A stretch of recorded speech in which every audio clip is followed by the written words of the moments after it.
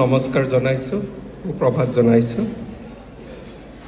মঞ্চত উপবিষ্ট এই মহাবিদ্যালয়ৰ অধ্যক্ষ ডক্টৰ সব্যসাচী মহন্তদেৱ, এই কলেজৰ পৰিচালনা সমিতিৰ সভাপতি বৰুৱাদেৱ, আজিৰ বিশিষ্ট অতিথি শিৱসাগৰ জিলাৰ জ্যেষ্ঠ আৰক্ষী অধীক্ষক মহোদয়, শিক্ষক ডেকা আপোনাৰ হেৰিটো কি আছিলে?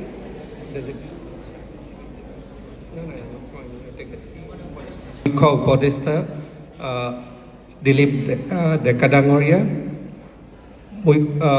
মঞ্চত উপবিষ্ট ডাঙৰীয়া, তাৰমানে মোৰ কিছুমান অলপমান পাহৰি গৈছোঁ কোন কি পদত আছে। মোৰ সন্মুখত উপবিষ্ট আমাৰ গড়গাঁও মহাবিদ্যালয়ৰ শিক্ষক শিক্ষয়িত্ৰীসকল, আমন্ত্ৰিত অতিথিসকল আৰু মোৰ আটাইতকৈ মৰমৰ ছাত্ৰ ছাত্ৰীসকল।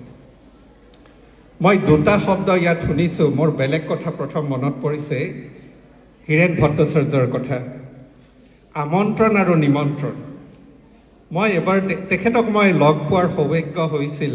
মই এবাৰ সুধিছিলোঁ আমন্ত্ৰণ আৰু নিমন্ত্ৰণ কেনেকুৱা, তাৰ অৰ্থটো কি? তেখেত খুব খুহুতীয়া আছিলে। তেখেতে মোক কৈছে যে যদি তোমাক আমন্ত্ৰণ বুলি কয় তেতিয়াহ'লে বুজিবা খোৱাটোত আমিষ হ'ব, মাছ মাংস এইবোৰ থাকিব, আৰু যদি নিমন্ত্ৰণ হয় তেতিয়াহ'লে নিৰামিষ হ'ব। এতিয়া অধ্যক্ষ মহোদয়ে আমন্ত্ৰণ কৈছে আৰু যিজন ঘোষক তেওঁ নিমন্ত্ৰণ বুলি কৈছে, গতিকে মই এতিয়া ধৰিব পৰা নাই কি হয়। যি কি নহওক আমিষ হয়। আজি মোৰ মোৰ কলেজলৈকে মনত পৰিছে, কটন কলেজলৈ।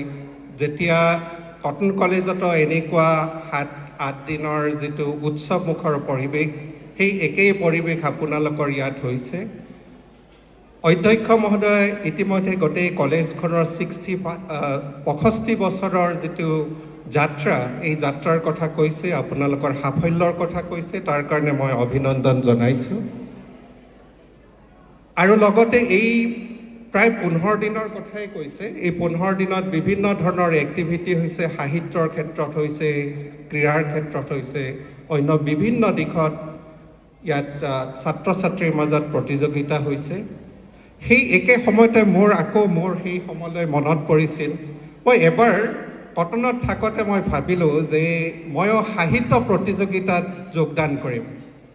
যোগদান কৰাৰ কাৰণে মই ভাবিলোঁ কি মোৰ কাৰণে আটাইতকৈ সুবিধা হ'ব।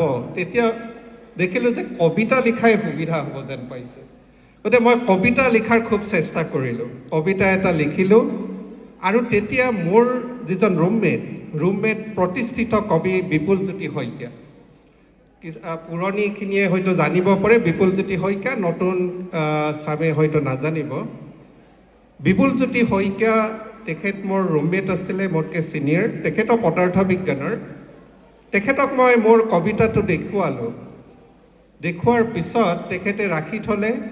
এঘণ্টামানৰ পিছত মোক ক'লে যে তুমি কেতিয়াও সাহিত্য চৰ্চাৰ ফালে নাযাবা, পদাৰ্থ বিজ্ঞানে পঢ়া তোমাৰ দ্বাৰা এইটো নহ'ব। তেতিয়াই মোৰ সাহিত্যৰ যিটো চৰ্চা তাৰ চৰম ব্যৰ্থতা তেতিয়াই মোৰ প্ৰথম হ'ল।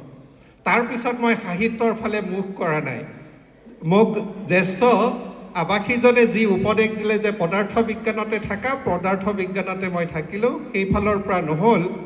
তাৰপিছত ক্ৰীড়াৰ ক্ষেত্ৰত খালি মই মেইনলি এটা কাম কৰিছোঁ, মই মানে ভলীবল আৰু ফুটবলৰ ৰেফাৰী হৈছিলোঁ। তোমাৰ মনত হয়তো আছে, জাজ ফিল্ডত মই ৰেফাৰী হওঁ। আৰু খালি এটা মই প্ৰচেষ্টা কৰিছিলোঁ, সেইবাৰ হৈছে আমাৰ হকী প্ৰতিযোগিতাও থাকে। তাৰপিছত আমাৰ এটা হোষ্টেল আছিলে ছেকেণ্ড মেচ, এইটো ৰঞ্জিত বৰপূজাৰী হোষ্টেল। সেই হোষ্টেলত 3-4জন হকী খেলা আমাৰ ষ্টুডেণ্ট আছিলে, আৰু মই এটা বেলেগ হোষ্টেলত আছিলোঁ। তাৰপিছত আমি গোটেই লিষ্টখন চালোঁ কোনে কোনে যোগদান কৰিব। 3টামান হোষ্টেলে যোগদান কৰিছে। ছেকেণ্ড মেচ এটা তুমি নিউ হোষ্টেলত আছিল তুমি তেতিয়াহ'লে সব্যসাচীও তাত ছেকেণ্ড মেচত আছে। আৰু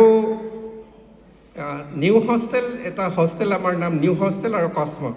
এই 3টা হোষ্টেলে হয়তো যোগদান কৰিছিল আমি দেখিলোঁ পিছত নিউ হোষ্টেলে উইথড্ৰ কৰিলে অকল ছেকেণ্ড মেচ আৰু কস্মৰ হ'ব তেতিয়া মই গলকিপাৰ হৈছোঁ আমাৰ কিন্তু হোষ্টেলৰ এজনেও হকী খেলি পোৱা নাই লাঠি ধৰিছোঁ লাঠি কেনেকৈ ধৰিছোঁ ধৰিব পৰা নাই 11টা গ'ল তোমালোকে যিমানকেইটা গ'ল পোষ্টত দিছে গোটেইকেইটা এটা মই ৰাখিব নোৱাৰিলোঁ গোটেই 11টা গ'ল হৈ গ'ল ছেকেণ্ড মেচে 11টা গ'ল দিলে কিন্তু আমি পুৰস্কাৰ পালোঁ ৰানাৰ্ছ আপ হ'লোঁ গতিকে তাৰ চাৰ্টিফিকেট কিন্তু মোৰ আছে হকী খেলাৰ এটাও কিন্তু মই গ'লৰ পৰা ৰক্ষা কৰিব নোৱাৰিলোঁ গতিকে তেনেকৈ আমি প্ৰতিযোগিতাবোৰ আমাৰ হৈছে সেই কথাবোৰৰ মনলৈ আহে খুব উৎসৱমুখৰ পৰিৱেশ হয় ভাল লগা পৰিৱেশ হয় গতিকে এই যে কবিতাৰ কথা কৈছোঁ মই কবিতা লিখাৰ আৰু এটা বেলেগ কথা আছে মোৰ ক্লাছ 10লৈকে সংস্কৃত আছিলে সংস্কৃত থাকোঁতে এটা সংস্কৃতৰ শ্লোক মোৰ সদায় মনত পৰে যিয়ে মোক আমনি কৰি থাকে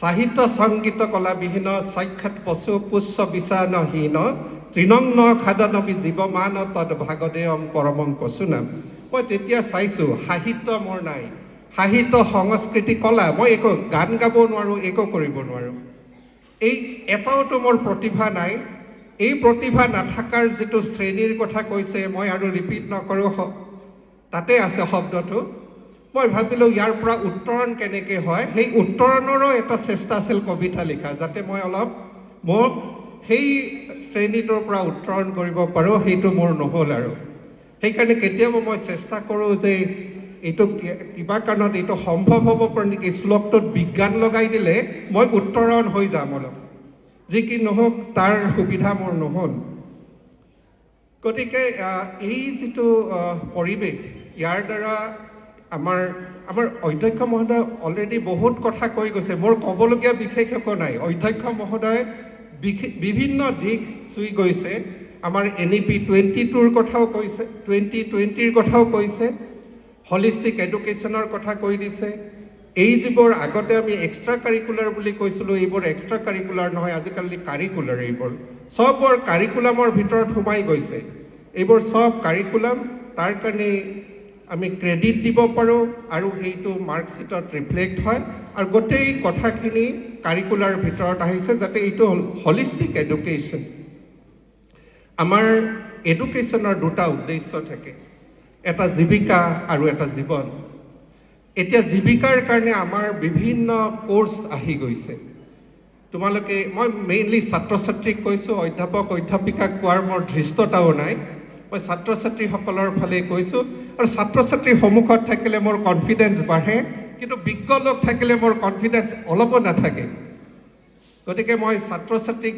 দেখাৰ কাৰণেহে মোৰ কনফিডেন্সটো বাঢ়ি গৈছে ছাত্ৰ ছাত্ৰীৰ মুখ দেখিলে কথা ক'ব পাৰোঁ বাকী থাকিলে নোৱাৰোঁ কাৰণ মোৰ শব্দৰ অভাৱ আছে মোৰ শব্দৰ ইমান বেছি শব্দৰ ভঁৰাল নাই যিটো আমাৰ অধ্যক্ষ মহোদয়ৰ আছে অধ্যক্ষ মহোদয় ইমানখিনি শব্দ জানেই ইমানখিনি শব্দ মোৰ ভিতৰত নাই গতিকে যি কি নহওক ছাত্ৰ ছাত্ৰীসকলক মই কৈছোঁ যে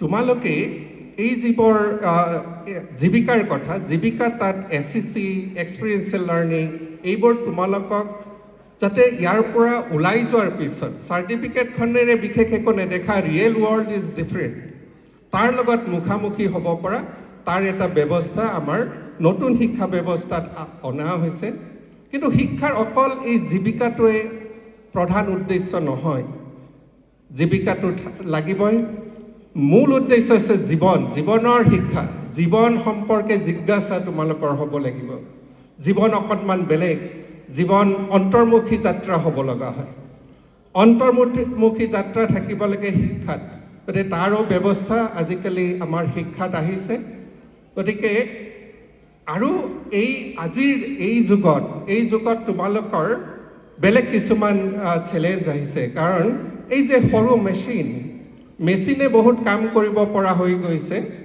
ইয়াৰ কাৰণে তোমালোকে এটা কথা এই মেচিনটো লৈ পেলাই বহুত বেছি আসক্ত হ'ব নালাগে কিতাপক ৰিপ্লেচ কৰিব নালাগে কিতাপ আৰু এই সৰু মেচিন এইটো কমপ্লিমেণ্টাৰী টু ইচ আদাৰ পৰিপূৰক ইটো সিটোক ৰিপ্লেচ কৰি নিদিবা এইটো কিতাপখনক এই মেচিনটোৰে ৰিপ্লেচ নকৰিবা তোমালোকেতো এইটো লৈ পেলাই খুব ব্যস্ত হৈ থাকা অকল এইটোৰে নহয়, ইয়াতে গুগল কৰি পেলাই যি ইনফৰমেশ্যন পোৱা কেতিয়াবা সি শুদ্ধ হ'ব নোৱাৰি, নহ'বও পাৰি।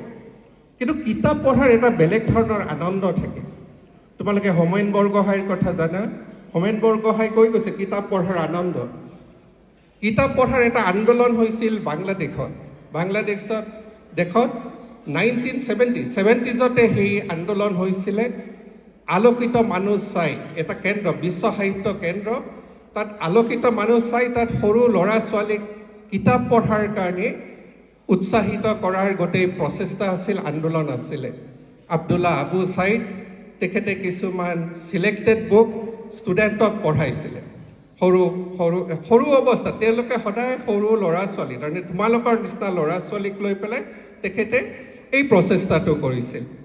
কাৰণ এই ছাত্ৰ ছাত্ৰীসকলে পিছলৈ আমাৰ দেশৰ যি দেশ যদি আগলৈ যাব লগা হয়, তেতিয়াহ'লে আমি এই ল'ৰা ছোৱালীখিনিক ওপৰলৈ নিব লাগিব।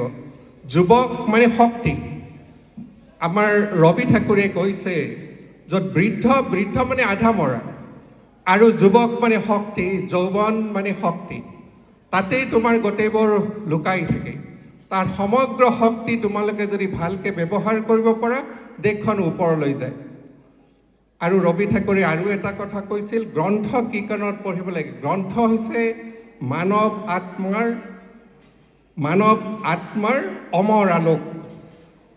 মানৱ আত্মাৰ অমৰ আলোক কিতাপৰ মাজত থাকে। চব কিতাপ অৱশ্যে নহয়, কিছুমান চিলেক্টেড বুক, সেই বুকবোৰ পঢ়াৰ ব্যৱস্থা কৰিব লাগে। তোমালোকে সেই ব্যৱস্থাটো ল'ব লাগে। পুথিভঁৰাললৈ যাব লাগে।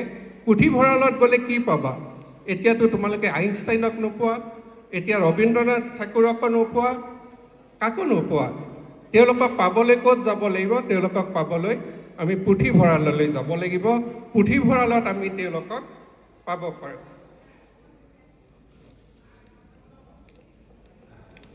তেওঁলোকক আমি পুথিভঁৰালত লগ পাব পাৰোঁ। আৰু ভাল কিতাপ যেতিয়া পঢ়া হয়, মানুহৰ হৃদয় বহল হয়।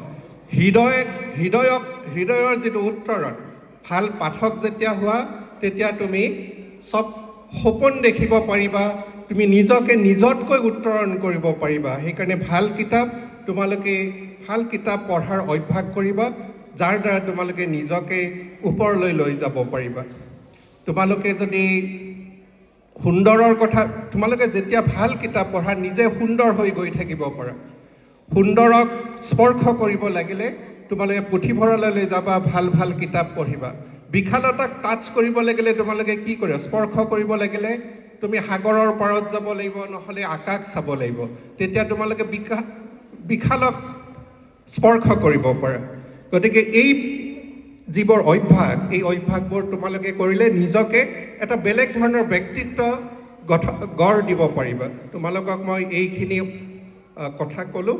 বিশেষ দীঘলীয়া কৰিবলৈ মোৰ মন নাই, আৰু বিশেষ কথা ক'বলৈ মন নাই। আৰু মোৰ মই কৈছোঁৱে, শব্দৰ ইমান, আমাৰ অধ্যক্ষ মহোদয়ে ইমান কেইটা শব্দ ক'লে, মই কেইটামান পাহৰিয়াই গ'লোঁ। ইমান ধুনীয়া শব্দ ক'লে। যি কি নহওক, তেখেতে প্ৰায় গোটেই দিশে চুই গৈছে। তেখেতৰ সেইখিনি কথা তোমালোকে মন কৰিবা। মেইনলি তোমালোকৰ ছাত্ৰ ছাত্ৰীসকলক মই এই অনুষ্ঠানটোৰ উজ্জ্বল ভৱিষ্যত কামনা কৰিলোঁ। আৰু যিসকলে এই 7 দিন, এসপ্তাহত যিখিনি প্ৰতিযোগিতাত বঁটা পাবলৈ, পুৰস্কাৰ পাবলৈ সক্ষম হৈছা, তেওঁলোকক মই অভিনন্দন জনাইছোঁ। আৰু যিসকলে পাৰ্টিচিপেট কৰিছা, তেওঁলোককো অভিনন্দন জনাইছোঁ।